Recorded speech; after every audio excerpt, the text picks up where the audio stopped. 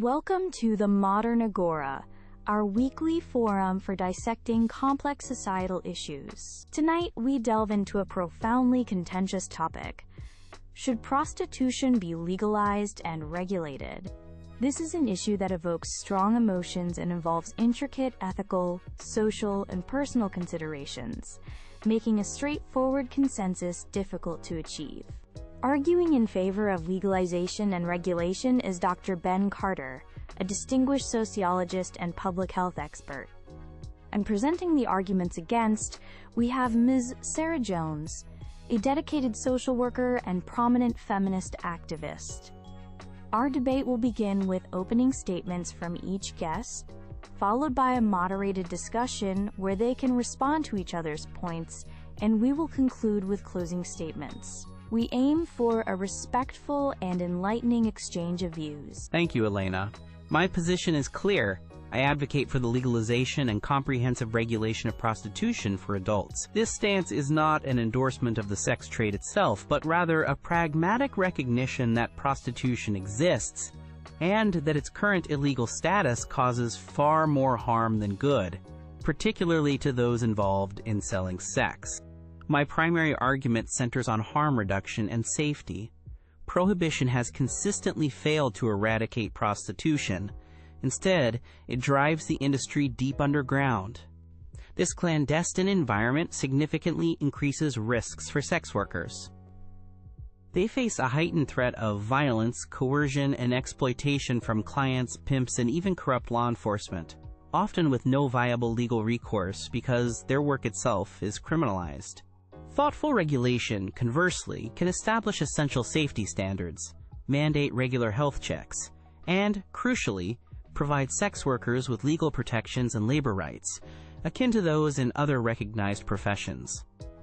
Data from jurisdictions that have implemented forms of regulation, such as parts of Germany, the Netherlands, or New Zealand, while not perfect, generally indicate improvements in worker safety, better access to health care, and more effective targeting of actual trafficking operations.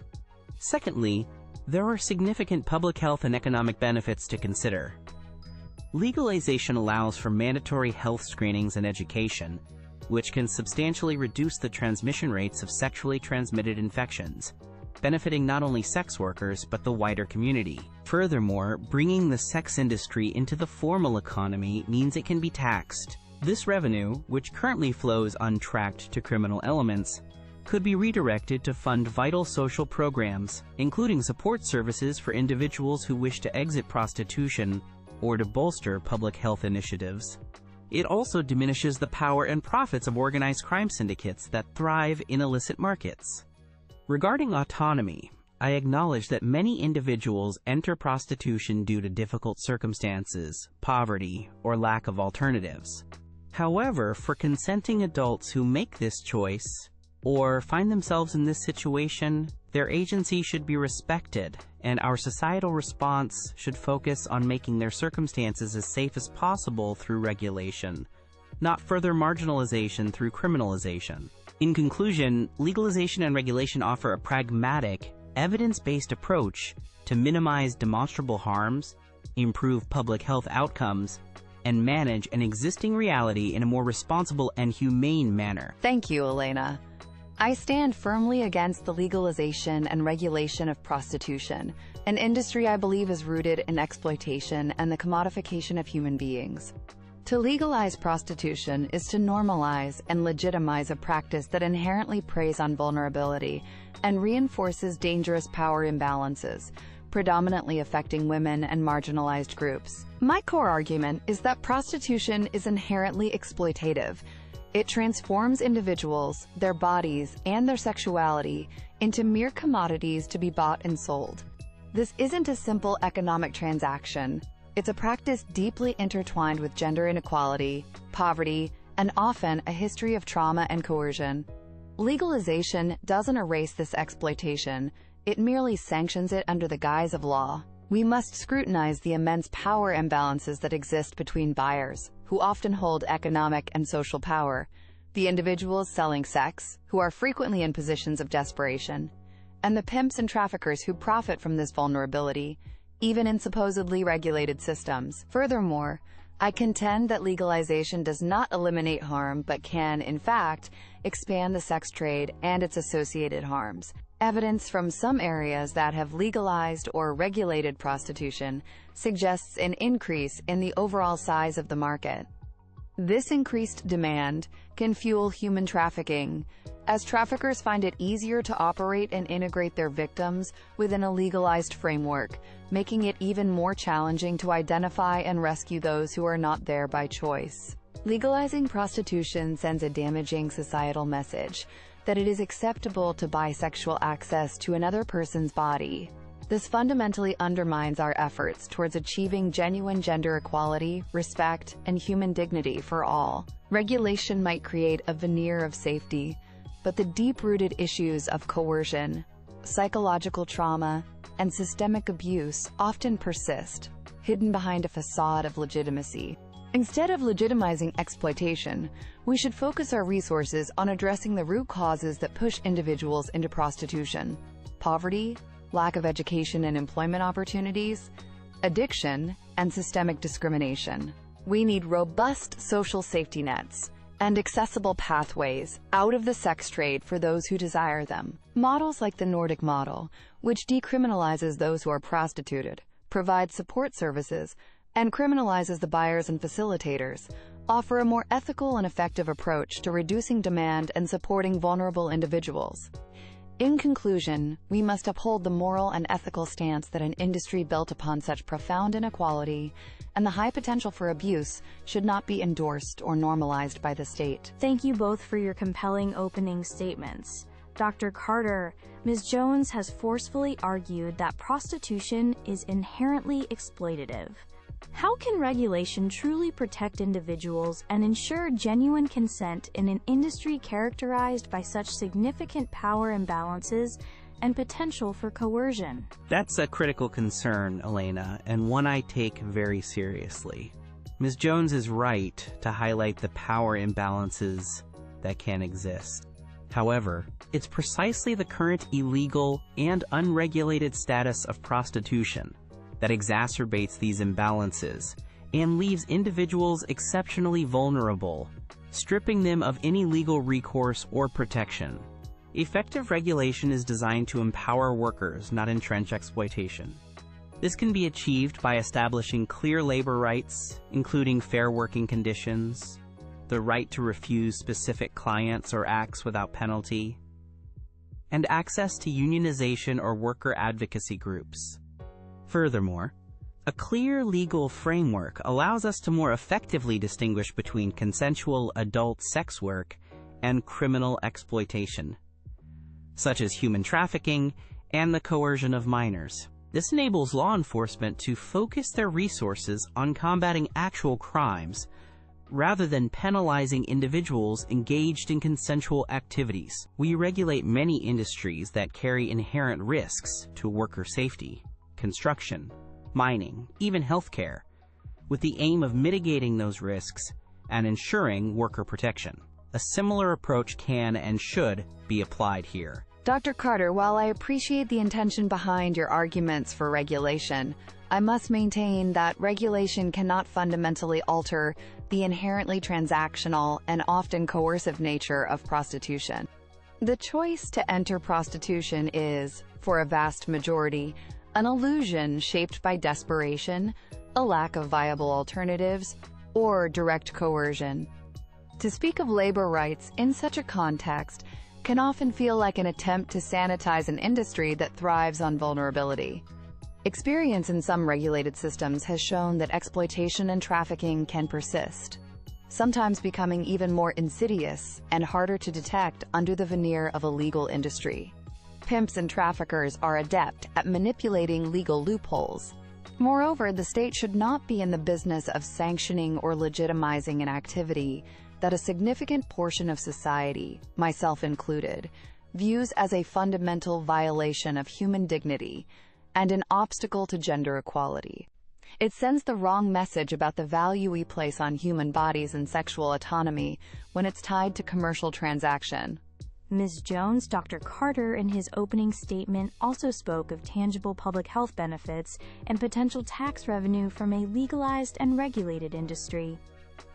From your perspective, are these pragmatic arguments entirely without merit?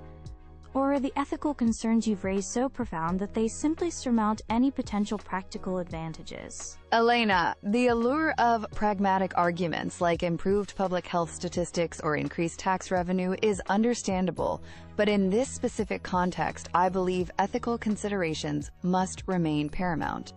I question the true extent and nature of quote-unquote public health benefits if the system, even when regulated, continues to draw upon and potentially expand a population of vulnerable individuals who are at higher risk due to the very nature of the activity, regardless of STI checks. The argument for tax revenue is particularly problematic for me. Should society profit from an industry that many believe is built on the exploitation of its members? Such revenue feels morally tainted. I firmly believe that societal resources, including any potential revenue, would be far better invested in comprehensive prevention programs, robust and accessible exit strategies for those in prostitution, and holistic support services for victims of exploitation and trafficking. This means tackling poverty, improving education, and providing mental health and addiction services, rather than regulating the trade itself.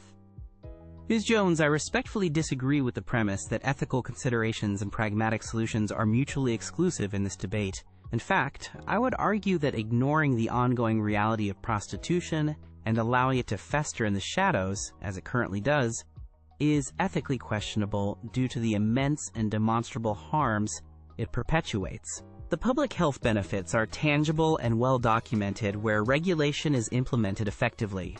Reduced STI and HIV transmission rates, increased access to essential healthcare services for a marginalized group that often avoids mainstream health systems due to stigma and fear of arrest.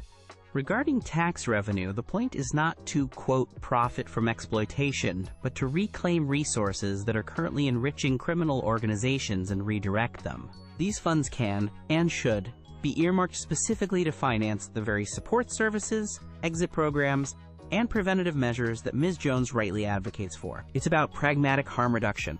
If people are engaging in sex work, and all evidence shows they will continue to do so regardless of its legal status, then our ethical responsibility is to make that situation as safe and as fair as possible, while simultaneously working to address the root causes that lead people to it. In summary, my argument for the legalization and regulation of prostitution rests on a foundation of pragmatism, public health, and a commitment to reducing harm for those involved. We have seen that the current system of prohibition is a demonstrable failure. It does not eliminate prostitution. It merely makes it more dangerous, driving it underground and empowering criminal elements, while leaving sex workers vulnerable to violence, exploitation, and disease without recourse. Regulation offers a pathway to improve safety standards, ensure access to health services, and provide labor protections and rights for adult sex workers. It allows for greater transparency and control, which can help in identifying and combating trafficking and coercion more effectively than a blanket ban. Legalization is not about moral approval or encouraging prostitution. It is about acknowledging an existing reality and responding to it in the most responsible, compassionate, and evidence-based way possible. We must move away from policies rooted in ideology and criminalization, which have proven ineffective and harmful, towards a carefully structured, regulated framework that prioritizes the health, safety, and agency of individuals. It's time to consider a more humane and effective approach. To conclude, I reassert my profound opposition to the legalization and regulation of prostitution. This is not a matter of pragmatism alone. It is a fundamental issue of human dignity and societal values. Prostitution, at its core, is inherently harmful and exploitative, reducing human beings to commodities. Legalizing it, no matter how carefully regulated, serves to normalize and legitimize this exploitation, sending a dangerous message that the buying and selling of human bodies is acceptable, Regulation cannot adequately protect the most vulnerable individuals from the coercion, abuse, and psychological trauma that are so often intrinsic to the sex trade. It risks creating a facade of safety while the underlying dynamics of power imbalance and desperation persist. We must be wary of the societal consequences of formally endorsing an industry that so often preys on inequality and vulnerability. Our efforts should not be directed at making exploitation safer or more efficient for the state to manage. Instead, I implore us to choose a path of compassion and true support, one that focuses on eradicating exploitation by vigorously addressing its root causes: poverty, inequality, lack of opportunity, and by providing robust, fully funded exit strategies and comprehensive support for those who wish to leave the sex trade. Let us build a society that offers genuine alternatives, not one that formalizes exploitation. Dr. Carter, Ms. Jones, thank you both for your insightful, articulate, and passionate contributions to this very challenging debate this evening.